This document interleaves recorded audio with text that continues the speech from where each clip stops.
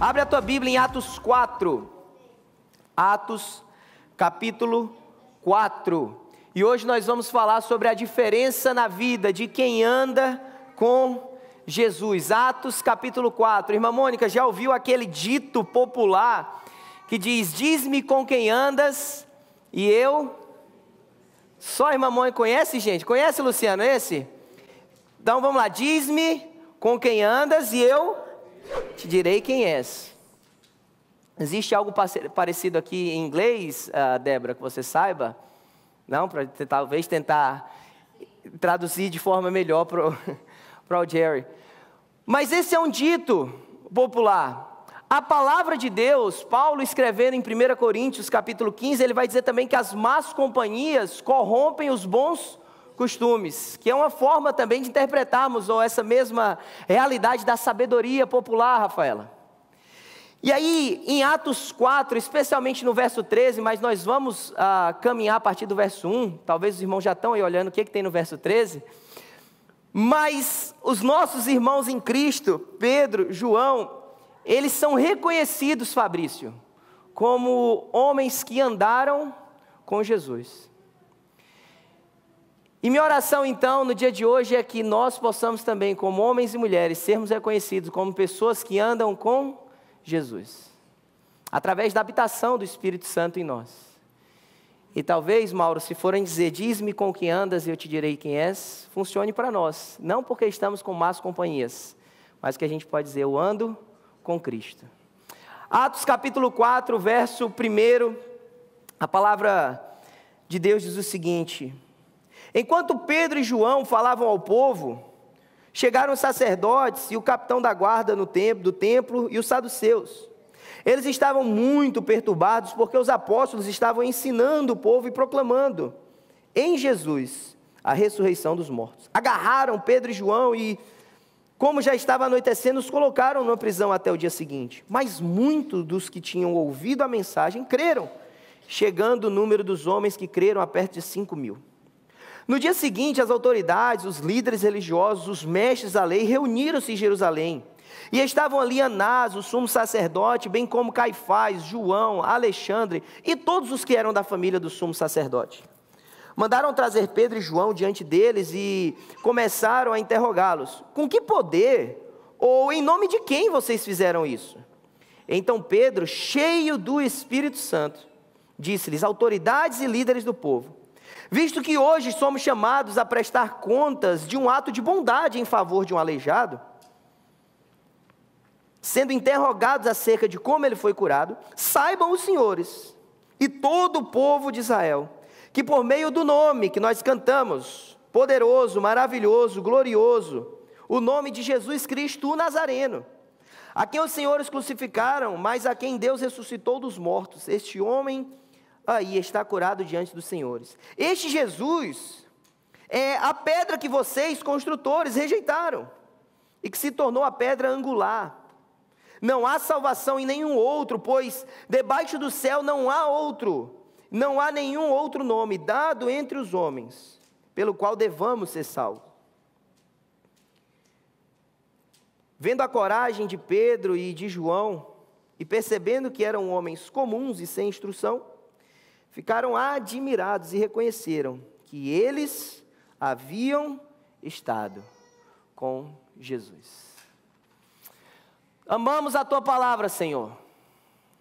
Obrigado, Pai, pelo privilégio de lermos, de compartilharmos, de crescermos, Pai, a partir, meu Deus, da compreensão, do entendimento da Tua palavra. Que o Espírito Santo nos ilumine e que o Espírito Santo conduza o nosso coração, Pai, para não interpretarmos conforme o nosso querer, mas conforme a Tua verdade para nós, Pai. Em nome de Jesus. Amém. Meus irmãos, aquilo que eu comecei falando, já dei o spoiler da mensagem, deve ser verdade em nós. Talvez você já caminhou, Luiz, perto de alguém assim, tanto tempo que você acabou desenvolvendo alguma semelhança com aquela pessoa, né? Algo que você acabou pegando um costume, um hábito, talvez o jeito de falar. Talvez se você caminhar muito comigo, você vai começar a falar um pouco mais assim, com esse sotaque maravilhoso, nordestino, entendeu? E aí, Josi, você vai aprender talvez que, deixa eu pensar, canjica não é curau, entendeu? Você vai começar a aprender esse linguajar maravilhoso. Mas quando a gente caminha com alguém, a gente começa a ficar, irmã Adriana, mais parecido talvez com essa pessoa.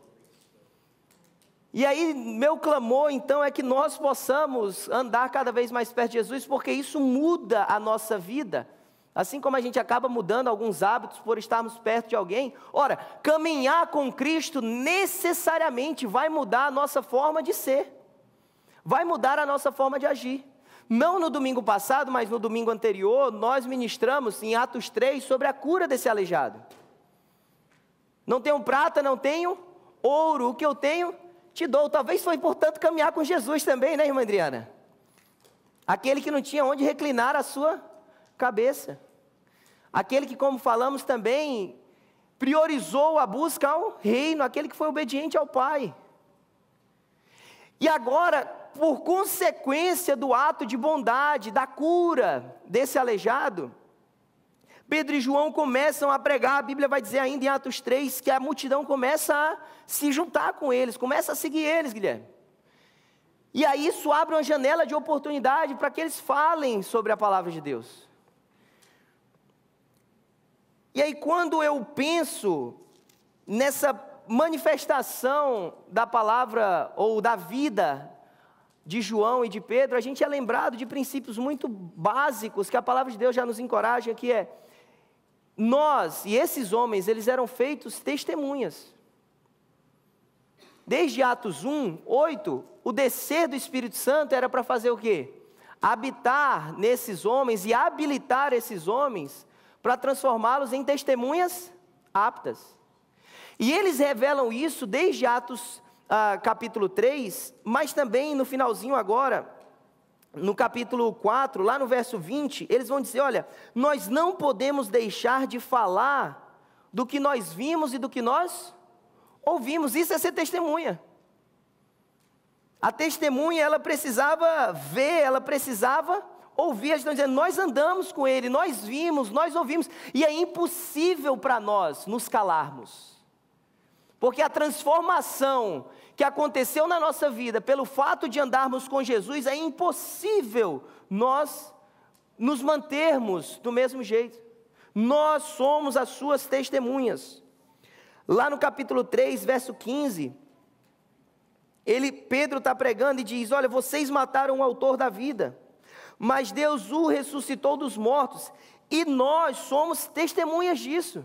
Essa convicção, Mauro, de sermos testemunhas era algo corrente, era algo comum na cabeça dos discípulos. Eles falavam: é impossível, a gente precisa verbalizar aquilo que nós experimentamos, aquilo que nós constatamos.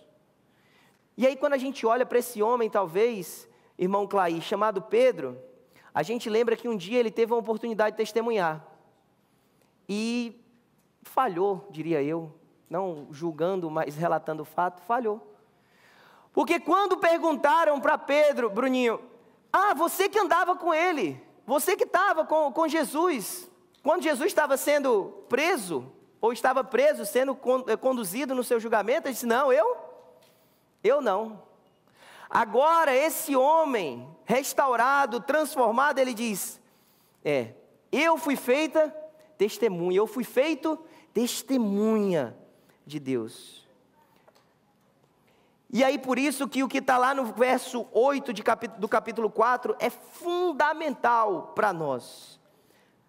Capítulo 4, verso 8 vai dizer: Pedro então, cheio do Espírito Santo. Não tinha uma forma de caminhar mais com Deus do que estando plenamente habitado por Deus, pelo próprio Espírito Santo na vida dele. E minha pergunta então, para a gente começar algumas das nossas reflexões é: como é que as pessoas têm nos reconhecido? Como é que as pessoas talvez estão falando? Será que hoje em dia elas falam: nossa, esse aí anda com Jesus? E o primeiro movimento então que eu e você precisamos fazer na nossa vida é buscar sermos cheios do Espírito Santo. Uma das marcas então, uma das diferenças de ter caminhado com Jesus é a capacidade de testemunhar em todo o tempo sobre o Cristo que habita em nós. A diferença, então, na vida de quem anda com Jesus é ser uma testemunha em todo o tempo. Pedro antes andava ou caminhava de longe. Essa é a expressão. Pedro, quando Jesus está sendo preso, a Bíblia diz, ele o seguia de longe. Agora ele diz, agora ele mora em mim. Minha primeira palavra, então, para você é, seja uma testemunha constante. E a gente só tem capacidade de ser uma testemunha se nós nos relacionarmos de fato com o Senhor. Se a gente puder de fato falar, eu vejo, eu ouço aquilo que eu vi, aquilo que eu ouvi, ou seja, eu estou desenvolvendo um relacionamento com Deus. Não é saber sobre Jesus que nos capacita a sermos testemunhas, é o relacionamento com Jesus. Só o relacionamento com Jesus nos habilita a sermos testemunhas. E aí, eu tenho certeza que para cada um de nós, ambientes não vão faltar para a gente poder dizer que a gente é uma testemunha de Jesus. Em casa, no trabalho, com os filhos na escola, na igreja, porque ao tempo todo nós vamos estar sendo confrontados, seja pelo mundo, seja pelos nossos próprios pecados, pelas nossas próprias mazelas. E somente cheios do Espírito Santo é que nós vamos poder dizer, eu ajo diferente, porque eu ando com Jesus. Jesus não ficou lá em casa e eu saí para trabalhar. Jesus não ficou no closet aqui e eu vou brigar em casa. Jesus não ficou lá em casa e eu vim para a igreja. Nós andamos com Ele, à medida que temos um relacionamento com Ele, à medida que somos cheios do Espírito Santo. E aí nós vamos dizer não para coisas que o mundo quer que a gente diga sim. E nós vamos dizer sim para coisas que o mundo quer que a gente diga não. E aí talvez essa mesma confusão que houve na cabeça das autoridades e dos líderes do povo ali em Jerusalém, também aconteça na cabeça do mundo. No capítulo 4, ainda no verso 7... trazem Pedro e João e perguntam para eles o quê? Com que poder? Com que poder, Rosana? Em nome de quem? E nós outro dia pregávamos aqui no culto de missões, falando que para a gente ser missionário em tempo integral na nossa vida, como discípulos de Jesus, a gente precisa entender a autoridade e a gente precisa entender poder. Mateus 28, toda a autoridade me foi dada, portanto, ide. Depois, Atos 1:8 vai dizer que nós receberíamos poder. E agora na cabeça desses homens é assim, com que autoridade e com que poder? Jesus, Ele que já fez isso, Ele que já me autorizou, Ele que já me capacitou, é em nome do Senhor. E talvez o mundo vai falar a mesma coisa. Obrigado, Mike. Talvez, Fabrício, quando a gente falar não para algo que o mundo queria que a gente falasse sim, porque em todo tempo a gente é testemunha de Jesus, eles vão perguntar, como é que você faz isso? Como é que você vive dessa forma? Por que você decide dessa forma que você está decidindo? Por que você age? Em outras palavras, com que autoridade? Em nome de quem? Você vai falar em nome de Jesus, debaixo da autoridade do nome de Jesus. Então, meu primeiro convite para você, se nós de fato andamos com o Senhor Jesus, é que a vida do Senhor Jesus precisa e necessariamente gera um testemunho constante em nós a respeito do Cristo que nós servimos. Amém? Minha pergunta mais uma vez é, como então você tem se relacionado com Deus? Como você tem buscado ser cheio do Espírito Santo? Qual foi talvez a última vez que você ouviu alguém falando, nossa, você anda com Jesus? Ou será que o seu andar não está tão parecido com o Cristo assim? E o meu também. Será que a gente não está tão parecido com Jesus? Será que a nossa forma de agir não está glorificando ao Pai, glorificando a Cristo, através da habitação do Espírito Santo? Será que as pessoas podem olhar para mim e para você e dizer, esse aí ou essa aí anda com Jesus? Eu acabei de falar de testemunho, e o que a gente observa, pelo menos no primeiro terço, digamos assim, do livro de Atos, mas ao longo do livro de Atos, ao longo da narrativa bíblica como um todo, é, irmã Mônica, que o nosso testemunho, quando cravado na pessoa de Cristo, vai abrir, Mauro, uma oportunidade de pregação da palavra. Porque nem sempre, Emerson, me corrija se eu estiver errado, nem sempre o nosso testemunho vai conseguir expor toda a verdade bíblica. Ele vai ser uma parcela da verdade bíblica, verdade? Talvez você vai testemunhar, você vai dizer algo, você vai agir de determinada forma, mas a pessoa não vai compreender todo o plano de salvação, irmã Adriana. Ele vai dizer, nossa, tem algo diferente em você. E isso vai lhe abrir uma janela de oportunidade para explicar o plano de salvação, porque esse é o objetivo final, não é olharem para nós, é renderem a vida ao Senhor Jesus. Então a diferença na vida da igreja primitiva é que cada manifestação de Deus, através da vida desses homens, abria uma janela de oportunidade para a pregação do Evangelho. O Senhor Jesus habitando em nós, ou nós andando com o Senhor Jesus, quando nós andamos com o Senhor Jesus, nós temos um ardor por pregar a palavra de Deus. E eu não estou te chamando para vir aqui e ficar no púlpito e achar que isso aqui é a única forma de pregação da palavra de Deus. Não, não. Pode ser num a um com alguém, pode ser na sala da tua casa, pode ser no telefone, pode ser em vários momentos e diversas oportunidades e diversas formas. Mas deve haver um ardor, e não você assim, não, eu já estou falando que não faço, então, eu já estou demonstrando o amor, então eu me calo. Não, não, não. Esse testemunho, Josi, abre uma oportunidade para você pregar a palavra de Deus. Pregue a palavra de Deus. Pregue o Evangelho. Eu não estou te pedindo para pregar talvez toda a teologia sistemática, né, irmão Jefferson?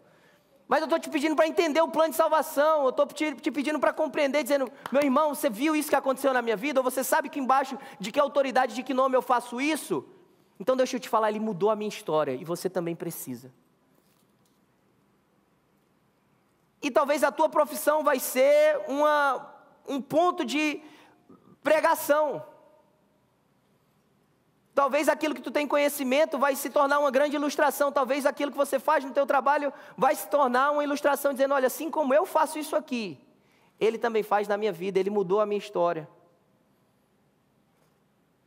Quando a gente olha a partir de Atos 2, presta atenção nisso, a partir de Atos 2 começa com o derramado do Espírito Santo, Pentecostes. Vocês estão comigo?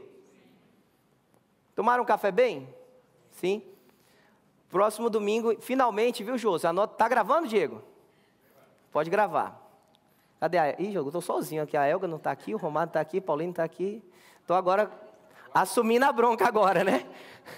Ah, tá ali, meu amor, te amo. Finalmente, próximo domingo vai ser o café nordestino, tá, irmãos? Depois de algumas mudanças, ou de uma mudança só, hein, Josi? Irmãos, Atos 2, Pentecostes. Derramado o Espírito Santo. O povo, Mauro, chega e fala assim, esses aí estão embriagados. Primeiro que Pedro fala algo, Luiz, interessantíssimo, né? Está cedo demais para estar bêbado. Como se tivesse hora para ficar. Mas aí ele abre esse testemunho, vocês estão comigo? Esse testemunho abre uma janela de oportunidade, ele diz, varão, ou varões israelitas. E ele começa a apontar para a profecia no Antigo Testamento, ele começa a dizer que aquilo que está acontecendo é o cumprimento do que foi prometido, e ele fala sobre Jesus. Aí chegamos a Atos 3.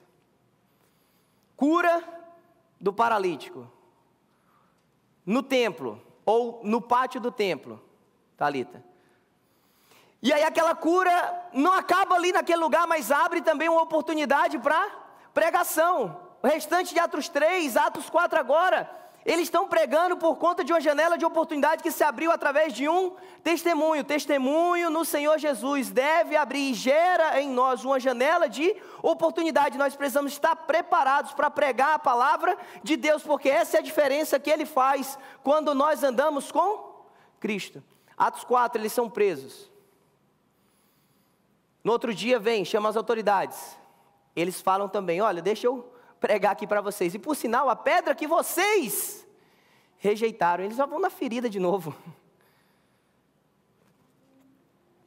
Atos 5, eles estão na prisão de novo. Um anjo vem, liberta eles. Quando vão procurar eles, estão na cela? Não, estão no pátio.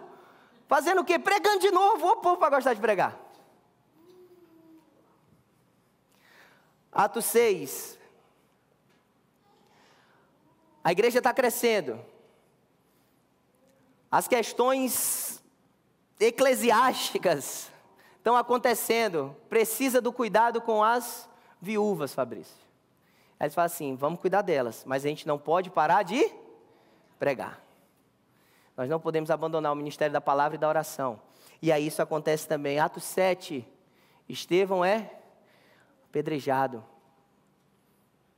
morto. E ele faz isso pregando. Meu irmão, não há desculpa. Pregação não é sobre curso de teologia. Você está comigo? Pregação não é sobre quão boa é a tua oratória. Pregação é sobre uma vida transformada por alguém que caminha com Jesus. E por caminhar com Jesus, sabe pregar o plano de salvação. A diferença que Jesus faz, então, ou a diferença que tem na nossa vida ao andarmos com Jesus, é termos um testemunho constante e também, em todo tempo, pregarmos a palavra de forma ousada. Paulo, Atos 28, Paulo vai terminar preso. E Atos 28, 31, o último verso de Atos, vai dizer o seguinte, que Paulo estava pregando o reino de Deus, ensinando as coisas relacionadas ao Senhor Jesus Cristo, com toda confiança, e sem nenhum homem o proibindo. Atos 4, o texto que nós estamos lendo, onde nós paramos, verso 13. Vendo a coragem, ou a ousadia de Pedro e de João, perceberam que eram homens comuns e simples, ficaram admirados e reconheceram que eles andavam, ou que haviam andado com Jesus. Essa ideia da ousadia, na verdade, a expressão, se a gente fosse pegar, Mauro, você que gosta do grego, ou pelo menos ontem estava gostando bastante,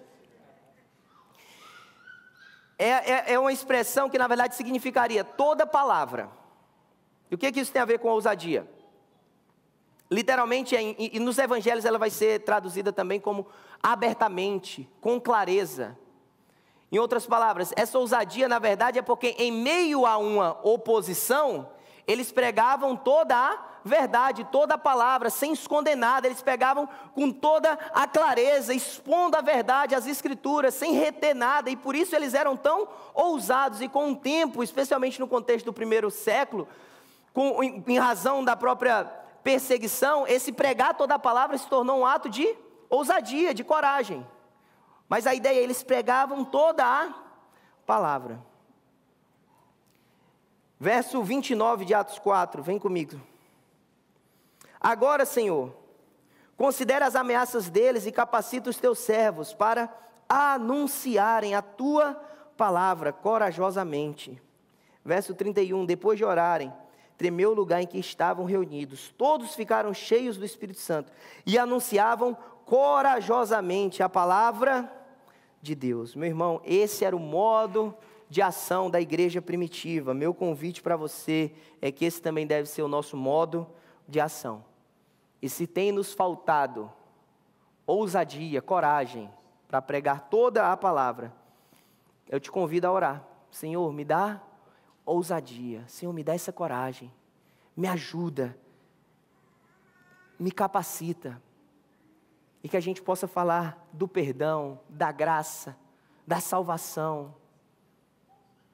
Quando nós olhamos para o texto de Atos 4, meu irmão, isso é maravilhoso. Lá no verso 11, ele está dizendo, olha, Jesus, a pedra que vocês, construtores, rejeitaram, veio a se tornar a pedra angular, a pedra principal. E ele diz, olha, não há salvação em nenhum outro, pois debaixo do céu, nenhum outro nome há dado entre os homens, pelo qual devamos ser salvos. Essa ousadia, especialmente na igreja primitiva, vocês vão ver, Atos, uma figura muito, dentro do judaísmo, a figura dos saduceus. Os saduceus, eles não acreditavam na ressurreição dos mortos, não acreditavam em anjos, eles se retinham ou se continham apenas à leitura interpretação dos 5 primeiros livros da Bíblia, do Pentateuco, e por isso que eles não acreditavam em toda essa questão da ressurreição.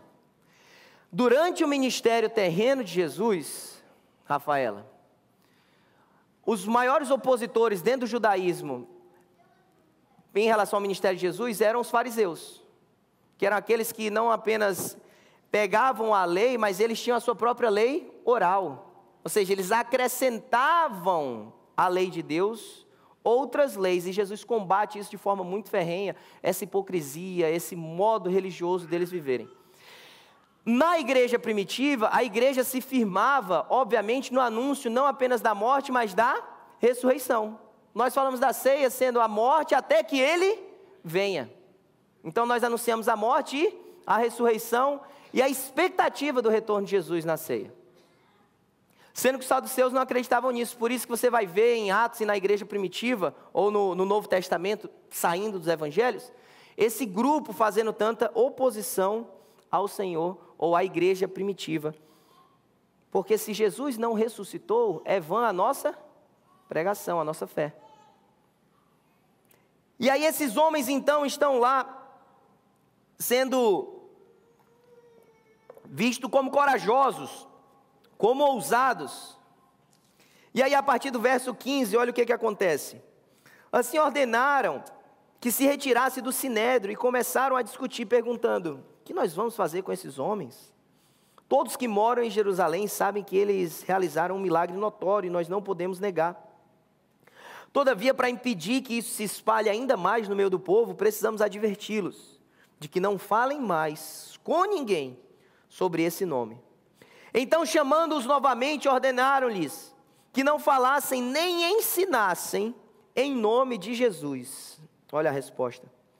Então, Pedro e João responderam: julguem os senhores mesmos, se é justo, olha essa expressão, aos olhos de Deus, obedecer aos senhores e não a Deus, pois não podemos deixar de falar do que vimos e ouvimos.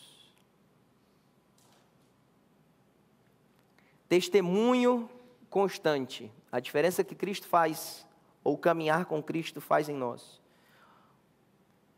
Um testemunho constante, uma pregação ousada da palavra de Deus. E por fim, se depois de andarmos com o próprio Cristo, temermos qualquer outra coisa, certamente não andamos com Ele. Andar com Cristo gera em nós uma consciência e um desejo de temermos, ou uma compreensão que o temor nós só devemos a Deus. Pastor Carlos falou até um pouco sobre isso no domingo passado. Eu acho maravilhoso quando no verso 19, ele vai dizer: olha, julguem os senhores aos olhos de Deus, não é aos seus olhos, eu não estou nem aí para vocês. Eu não estou nem aí para o sinédrio, eu não estou nem aí para o poder dos judeus, eu não estou nem aí para o templo, não no sentido de, não estou aqui depreciando a figura do templo, mas eu quero dizer assim, não são vocês que regulam mais a nossa caminhada, a nossa vida, o que falamos, o que deixamos de falar. Quantas vezes eu e você temos olhado mais para os olhos dos outros, do que pensado aos olhos de Deus, o que eu devo fazer? Quando a gente vai falar aos olhos do pastor, o que eu devo fazer, já está errado. Aos olhos da igreja, aos olhos do irmão A, B, C, aos olhos do ministro A, B, C. Não. Aos olhos do Senhor. Quantas vezes o Senhor já está nos chamando para um relacionamento? Você não entregou a vida para o Senhor Jesus ainda? Quantas vezes Ele já te chamou e você está com medo de alguém, de alguma coisa, de abandonar algo? Você está gerando um temor a respeito de alguma outra coisa que não é um temor exclusivamente para com Deus. Tema somente ao Senhor, meu irmão. Recuse ouvir outras vozes. Diga assim: eu não quero saber de ninguém mais. Eu quero temer a Deus. Verso 19: julguem os senhores mesmos, avaliem vocês, não somos nós que vamos avaliar, avaliem vocês, mas deixa eu falar, avaliem vocês aos olhos do Senhor. Se é justo obedecermos aos senhores e a Deus. E aqui, quando a gente vai compreender, Valesquinha, temor, que talvez tem muito mais a ver com honor do que com fear. Cadê? Quem estava brigando que eu estava falando inglês com a Valesquinha? A Fernanda lá atrás, né, Fê? Às vezes funciona melhor para explicar, Fernanda. Mas o que a gente tem que falar? Que isso é por causa que andar com Deus que gera isso. Porque se a gente não anda com alguém, Mauro, talvez a gente vai ter mais medo daquela pessoa do que se termos um relacionamento com aquela pessoa, nós vamos ter o quê? Honra. A obediência dos teus filhos, a obediência dos nossos filhos, deve ser causada por causa de um relacionamento. E nesse relacionamento eles sabem que podem confiar, eles sabem que podem e devem obedecer, porque a obediência é um lugar de segurança para a vida deles, porque nós queremos o bem deles. E o temor que devem ter em relação a nós como pais não é o medo. Ó, está ali o chinelo. Trouxe uma Havaiana nova do Brasil. Não, isso é medo. E ter medo, você não precisa ter relacionamento, você só precisa estar assustado, só precisa ser ameaçado.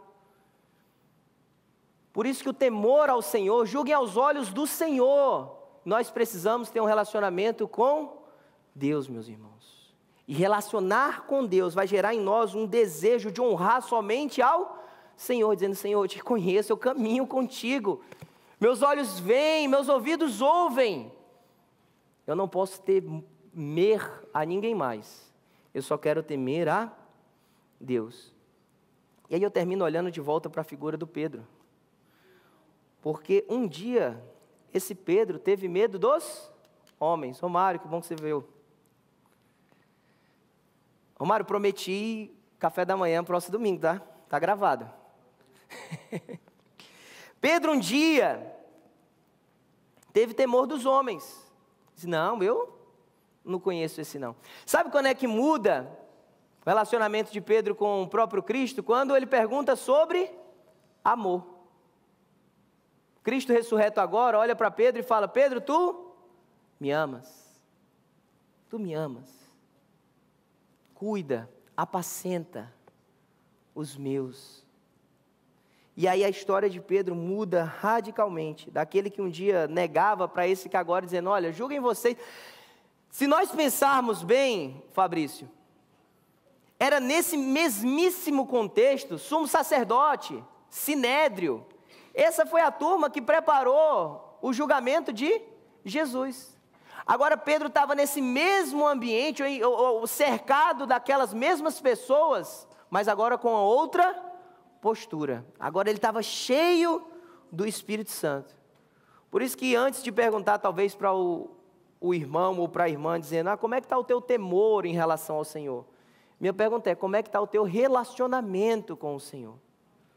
Porque se nós estivéssemos nos relacionando com Cristo, nós vamos compreender a beleza do Senhor, a santidade de Deus, a justiça de Deus, a graça de Deus, o perdão do Senhor. E ao compreendermos, pelo menos ainda que de forma imperfeita diante da nossa limitação, mas ao compreendermos quem o Senhor é, nós vamos olhar para Ele dizendo: não faz sem nenhum sentido na minha vida eu temer qualquer outro nome, qualquer outra pessoa, ficar acuado com medo de falar, de testemunhar, de pregar, de agir, porque eu só temo ao Senhor. Ele me deu vida eterna.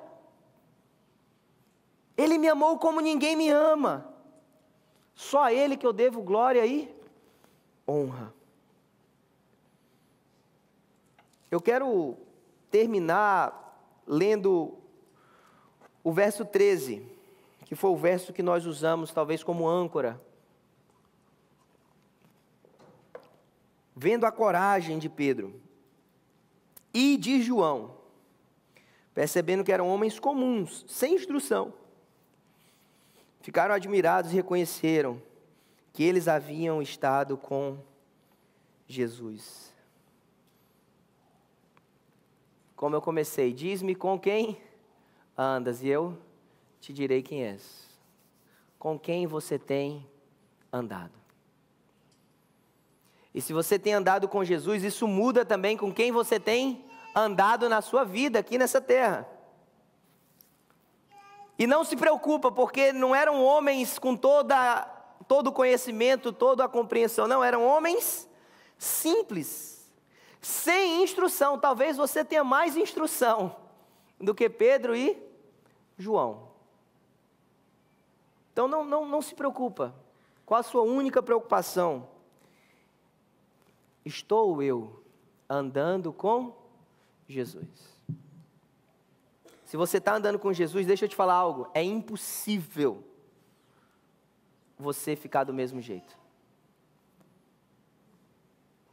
Porque ser habitado, andar com Jesus, hoje, não é como os discípulos, no sentido de termos a presença física de Jesus no seu ministério terreno, mas é ser habitados pelo Espírito Santo, é sermos cheios do Espírito Santo. E é impossível nós sermos cheios do Espírito Santo e permanecermos da mesma forma. É impossível. Por isso que eu digo que andar com Jesus vai necessariamente mudar a nossa vida, a nossa caminhada, a nossa fala, a nossa ação e o nosso temor. Será que estão olhando para você e dizendo, nossa, esse ou essa anda com Jesus? Ou será que não? Queria te chamar a pensar nisso. E se você talvez tenha andado distante ou não tenha andado com Jesus, decida hoje dizer assim, não, eu quero ser reconhecido como alguém que anda com Jesus, que ao olharem para mim possam ver Jesus em mim. Curva a tua cabeça, fecha teus olhos. Eu te convido a pensar e a refletir sobre isso. Será que o meu andar, será que a minha caminhada tem apontado para Jesus? Se não, decida hoje algumas falas que você tem que mudar, pensamentos que você quer abandonar, ações que você quer deixar. Porque essas falas, esses pensamentos, essas ações não têm revelado Jesus. E você não tem sido alguém que tem sido reconhecido como alguém que anda com Jesus. Pausa hoje, pausa agora e diz assim, eu quero ser reconhecido como alguém que anda com Jesus. Se você ainda não tem um compromisso, se você ainda não entregou sua vida para o Senhor Jesus, que hoje seja o dia. Que hoje seja o dia de você dizer assim, eu não tenho mais medo, eu não tenho que ficar com medo do que vão falar de mim, de amigos, de colegas de trabalho, de parentes. Eu só quero temer a Jesus, eu só quero temer ao Senhor. Eu quero que aos olhos de Deus, eu só obedeça a Ele. Entrega a tua vida hoje, meu irmão. Como nós lemos, não há outro nome dado entre os homens pelo qual nós somos salvos. É só Jesus. E se você ainda não entregou sua vida para Jesus, eu não quero aqui plantar o medo na tua vida, mas você está debaixo de uma condenação de pecado. É preciso entregar a vida para Jesus e dizer assim, eu quero viver algo diferente, eu quero viver algo novo. Eu quero render minha vida para Jesus. Não por medo do inferno, mas por amor ao Senhor. Por compreensão do amor de Deus para comigo. Obrigado por ter acompanhado essa mensagem até o final. Se ela te edificou, nos deixa saber aqui através dos comentários ou encaminha essa mensagem para outras pessoas, para que elas também possam ser edificadas em nome de Jesus. E nós temos um pedido a te fazer. Se inscreve aqui no nosso canal, vai lá agora e se inscreve aqui no nosso canal, ativa o sininho das notificações, assim você sempre será informado quando a gente subir algum conteúdo aqui de pregação da palavra de Deus. Nosso desejo, nossa oração é sermos canal de bênção na tua vida. Que Deus te abençoe, em nome de Jesus.